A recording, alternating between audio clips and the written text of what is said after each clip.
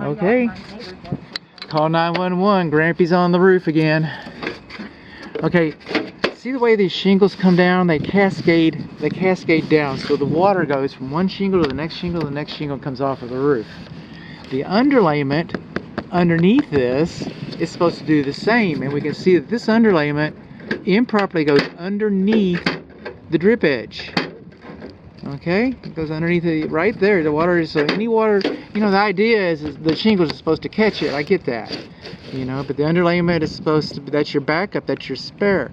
And then this drip edge, like the shingles, is supposed to cascade down, and it does. How about that? There's a unicorn. It cascades down over the back of the rain gutter, so that's a good thing. But the underlayment is not. The underlayment's not. So here we go.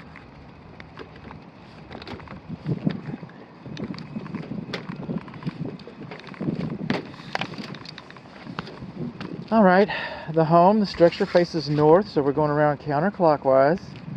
As we come around here, this is going towards the front. And as we look, the screens for our rain gutters are full of debris. Okay. We've got, well, I mean, the rain gutter is not full of debris, but the screen is clogged with debris. We got loose shingles right here, like this. Got some debris under that. Probably that nail popping up had something to do with that. What do you think? Okay. Nice, good, strong wind. Take care of that for you. Just take it right off. You won't have to worry about it anymore. Okay, moving around. We're over the garage area now.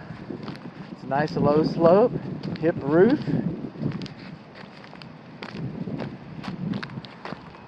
Okay, now we got this buckle across here in the roof structure. And I can hear flashing underneath here. Okay, I understand that this home has been, can you hear the flashing? Okay, so they knew that they had a differential.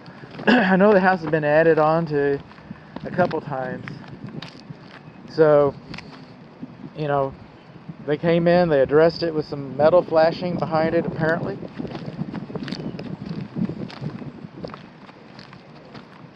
We're going along.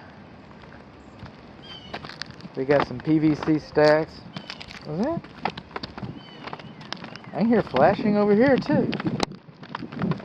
That comes over here to this ridge. It's pretty interesting. Okay. See the way, see the ladybug? This is not a very good example. But when this boot, this gasket, this jacket, this jack, okay, when it goes in like that, I used to call that dimpling. Oh, don't go anywhere, baby. Okay, that's actually, the technical name for that is buckling. And that is a deficiency.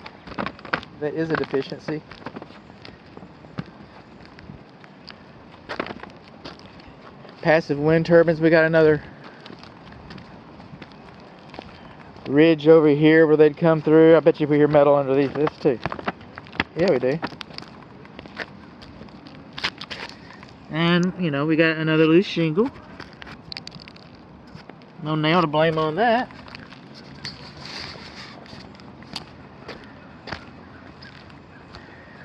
Okay, this vent pipe is in the ridge row. They're not supposed to be in the ridge row. Okay?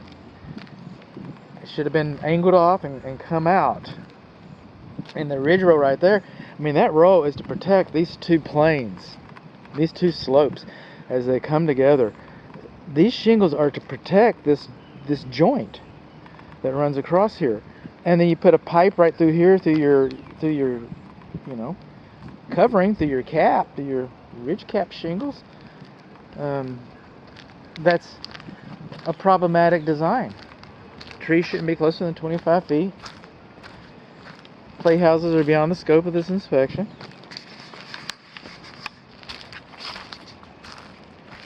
Coming on along.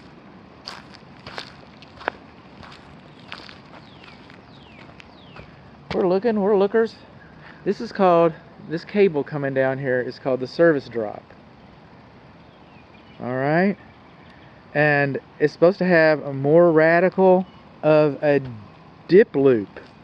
Now I get it that water has to migrate all the way down here. But, I mean, that's the most shallow dip loop I believe I've seen in a while. If this is an attic exhaust vent, if this is a bathroom vent, if this is the kitchen vent fan, then that's acceptable. If this is an attic vent, exhaust vent, then we've got mismatched attic exhaust, but I don't think it is. Moving on along, this is our fireplace chimney. This is our fireplace crown. We got some cracking developing on the crown. Right over here, got a loose brick that's showing up out of here. See that? That needs to be sealed. Water is going to get into these cracks. The wind-driven rain goes down between your bricks. The fireplace is narrow enough so that a cricket is not required right here. And we don't have a lot of slope either, so I don't think that's going to be a problem. Again, some of our screens. Moving on along.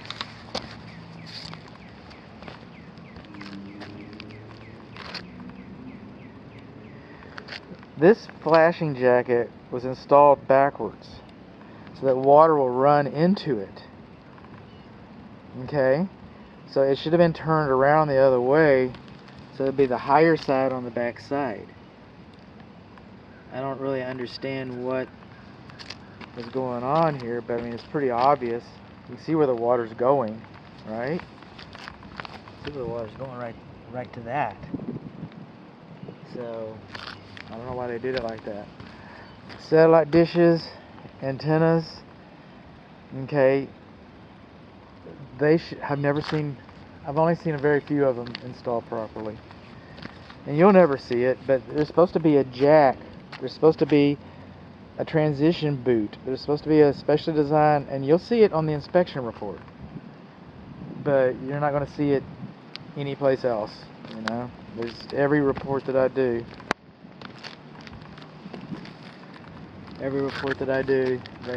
And I've seen, you know, when the roofs get torn off, they'll be replacing, you know, some rotten wood right here. And the roofers kind of expect that. They factor that into their price.